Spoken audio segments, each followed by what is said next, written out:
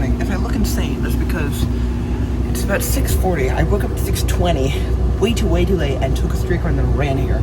I'm on a GO Transit double-decker bus at the Union Station bus terminal. We're on the 71C to Old Elm. Welcome to exploring the Stouffville line, Toronto's charming regional rail branch line. Alright, here's some history of feudal Old Elm. The history of the Stouffville line dates back to the mid-1860s, when the Toronto and Nipissing Railway began construction. This line opened as a narrow-gauge line in July of 1871, becoming Canada's first narrow-gauge railroad. The original route was from Toronto north to Uxbridge, and construction soon started heading further north, opening to Kabakonk in November of 1872. The line was proposed to extend north to Lake Nipissing, but this was halted by the Panic of 1873. In 1876, a branch line began construction from Stouffville north to Sutton, located in the town of Georgina on the shore of Lake Simcoe. This line opened in December of 1877. The Toronto and Nipissing Railway grew steadily throughout the 1870s, but by the mid-1880s, the railroad was in trouble. The solution of this was, at least in the eyes of stockholders, to sell the railroad, and in 1882, the now bankrupt TNN was merged into the Midland Railway of Canada. By the end of 1883, the line had been converted to standard gauge, and it was soon taken over by the Grand Trunk Railway. The line continued to operate as a fairly small branch line throughout the end of the 19th century and into the early 20th century. In 1923, the Canadian National Railway bought it, but it remained a fairly minor branch line, never becoming a part of any main line. By the 1970s, as was common across the continent, rail service was struggling, and Via Rail took over service in 1977. For the first few years, Via actually ran quite a few commuter-style services like this one, but most were gone by the 1980s, and in September of 1982, the Stouffville line was transferred to GO Transit. Originally a single weekday peak-hour round trip, the line grew to having multiple peak-hour round trips, but remained peak-hour only. In 2007, however, work began to convert the line, and many other GO Transit lines, to all-day bidirectional operation. In 2008, the line was extended north to Old Elm, and in 2017, all-day service began between Union Station and Unionville. Since 2017, this service has been expanded north to Mountjoy and Stouffville, and this charming line has become a microcosm of GO Transit's transformation. So now, let's go explore the line. Hello, welcome to Old Elm. That's my bus. I'm here 5 minutes early. Unfortunately, the train, the 7:48 train, left right as I pulled in. It's a huge platform, as most GO stations are. And you can see we're in the middle of nowhere. Why did I come here? Well, honestly, I did want to ride the whole line, but also because this is kind of like the classic GO station. Just nothing except, as you may have guessed, a massive parking lot. The slight issue is I'm not sure if there's a waiting room, and I really don't want to sit in the cold for 30 whole minutes. There is a waiting room on the platform, but I don't think there's a station building, which feels kind of dumb. I guess you have to wait in your car because everyone is driving here. I don't think you can walk here, but I guess that means I will wait in the station building, or the little, room thing here. Delightful. Let's hope this has heat and is warm. Okay. It doesn't have heat, but it's warm. Oh, press for heat. Okay, let's wait until the train comes. Also, I'm going to rate every station I visit. I won't visit every station. It's the same thing as I've done for many, exploring one-line videos. So I'm going to give Old Elm a 3 out of 10. The parking lot-esque aspect of the station is awful. This amenity is nice, but it doesn't have much else. 3. Alright, see you on the train, which I hope is soon.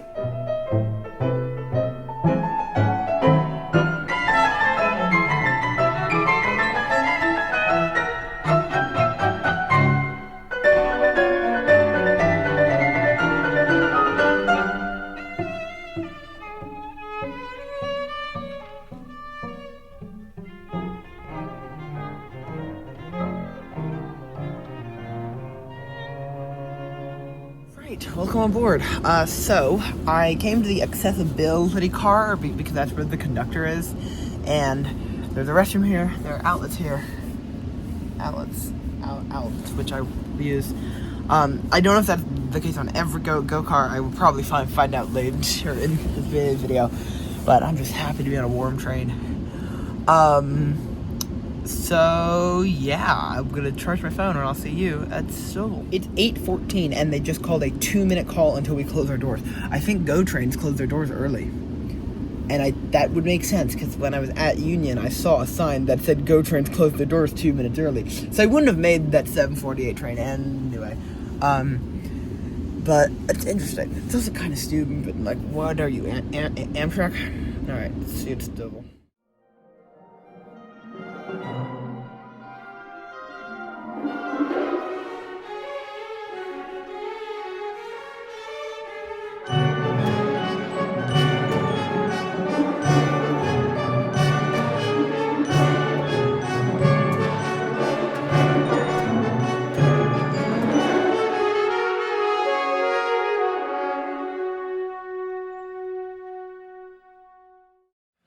Alright, as the train rolls off into the distance, let's tap off with Presto. Oh, I paid $0. I got a free transfer off the bus, which means I have way too much fun. And this, I did not know GO did free transfers. Okay, cool. Nice. Let's go explore this town. Actually, before we go explore Stouffville town, let's explore Stouffville Station. The station itself is fine. There's some there's a bike parking here, which I like. It's fully low level, but again, all the GO's trains are low level. It has a little accessibility thing. It has, so you can see the 924 to Union. Oh, it's only 6 coaches. That's the next train south. That's the last train south. The reason I left so redonkulously early was so that I could get that first bus of the day up to Old Elm, so that I could ride that and still explore Stouffville. Apparently, this is actually a historical station building. Can we get in it? It is AMP, so we can't enter it. There are YRT schedules. Maybe we can enter from the other side. It does appear to be in active use. But yeah, this station seems pretty good. It's interesting that the accessibility thing is only on one car, although I guess that's just because it's using that little door thing. It does not appear that we can actually enter this. There are YRT schedules, and there appears to be an old ticket booth. And this, I think, is an original station. So that's cool. Now let's go explore Stouffville. Oh, right, rating. Stouffville Station, I'm going to give Stouffville it's a good station. Like, it just objectively it is. I don't love that this is not open. So because this is not open, and because of the really limited service, it's peak hours only, and the bus is not super frequent or super, like, wide-ranging in service either. So because of that, I'm going to give it a 7 out of 10. I think the station itself probably is a 9. I just don't love the building. But the fact that you can't really get here during the off-peak bumps that score down. Alright, so 7 out of 10. Let's go for Stouffville. Alright, so Stouffville explorations. I went to this nice little coffee bar. I got an apple cider. I recommend Red Bull espresso bar. And then I filmed the GO Transit bus. Pass in my hand. I'll use this to talk a bit about how GO Transit serves their lines off peak. So they now do have much more reverse peak service, but or off-peak service, but still there's a good portion of their lines are served by buses off-peak and reverse peak, and in this case, off-peak the buses run past the end of the train line up to Uxbridge, which is a fairly large town that has a heritage railway that arguably should be an extension of the GO line. I don't know exactly why they haven't done that yet, because that seems like a pretty obvious thing to do. So yeah, that was Stouffville, and here's the foam shot of the train coming south. Welcome on board. My hair looks insane because I was wearing a hat. We're at Stouffville. We're leaving Stouffville. We're gonna go down to Unionville. Mountjoy is our next station stop. Mountjoy. Mountjoy. So south of Mountjoy, we're just in the suburbs. But from here to Mountjoy, it's really scenic through the green belt. So I'm not sure if I used the bus time lapse, but it's now much more daylight. You can see a lot more stuff. So here's a time lapse from Stouffville Station down to Mountjoy.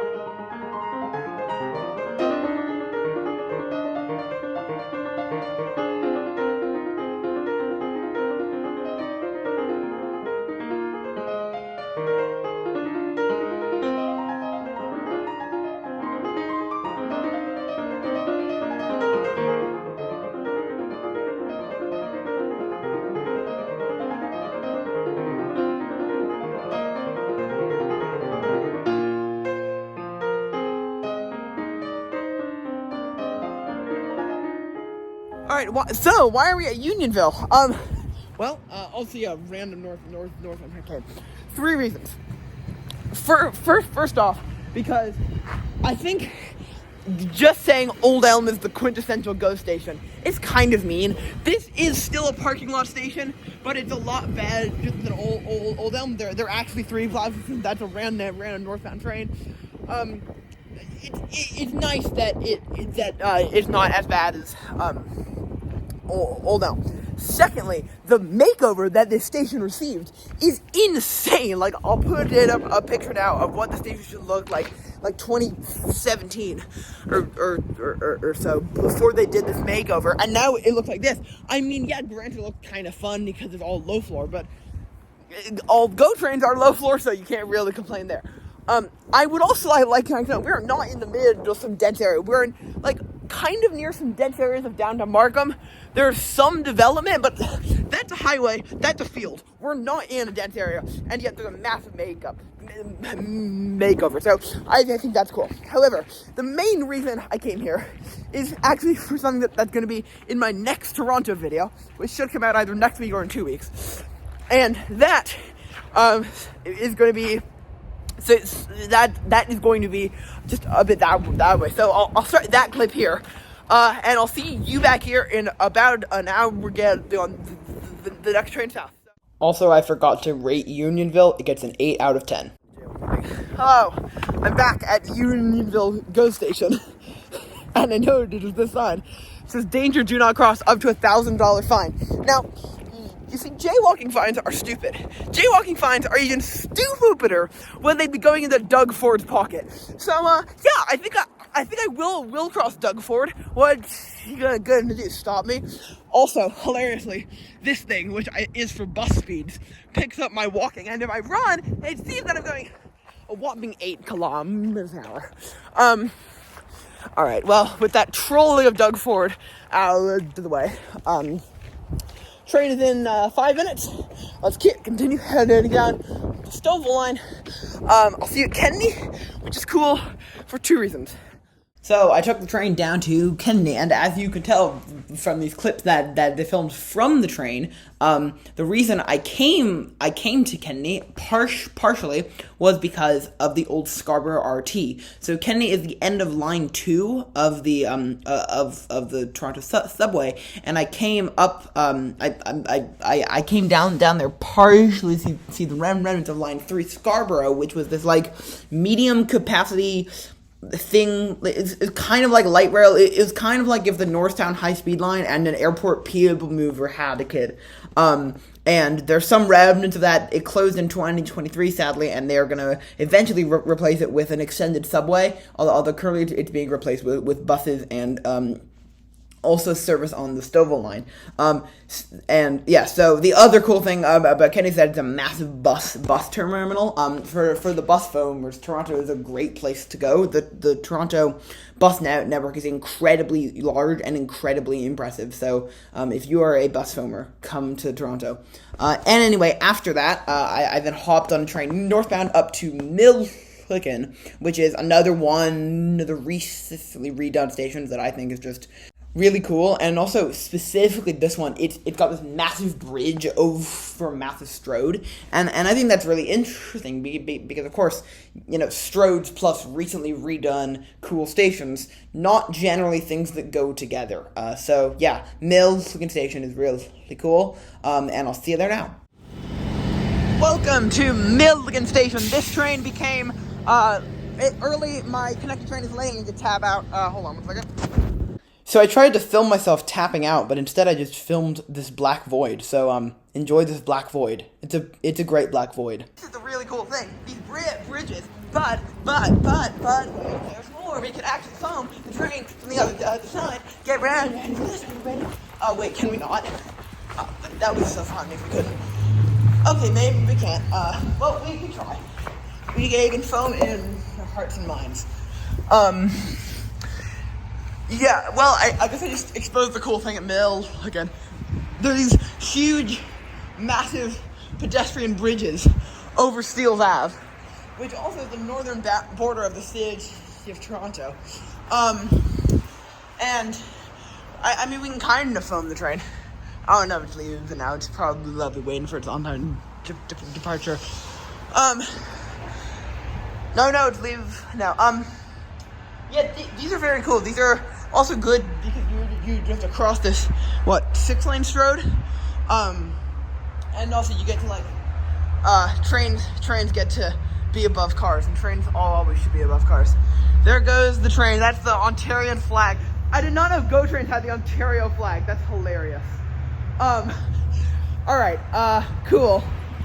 Let's head downstairs and across because I think, well, first of all, I think my train's on the other side. Secondly, I think down here we can see, okay, no, yeah, it is on this side. Basically, the other bridge has a huge sign on it that says Miliken Go. Or maybe it doesn't, I don't remember. Yeah, okay. Okay, for some reason, the next clip I filmed didn't load into my editor, and it kept failing to import. But the massive bridge on the other side does not have a go sign, which frankly I think it would be cool branding to have like a massive Go Transit logo on the massive footbridge to your station. But hey, what do I know? Anyway, yeah, that's that. That was the Stouffville line. I hopped onto a train south. We ran to Union Station, and then we ran onto the Kitchener line, which I actually used. But you'll see that in next week's video.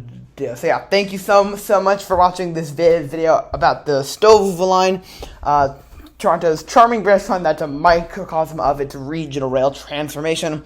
And I hope you enjoyed, and I'll see you next week. Bye bye.